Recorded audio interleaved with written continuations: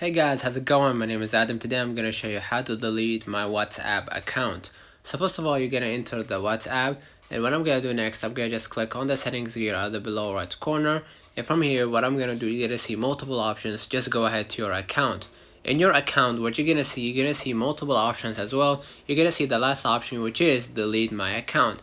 So simply deleting your account will delete your account info and profile photo, and it will delete you from all WhatsApp groups, and it will delete your message history on this iPhone and your iCloud backup, and lastly it will delete any channel that related to your WhatsApp account. So if you want to proceed with this step, just go ahead and enter your phone number and click delete my account, and basically you're gonna verify this is your phone number, and it will delete your account permanently with one click. Let me know in the comments if this video helped you.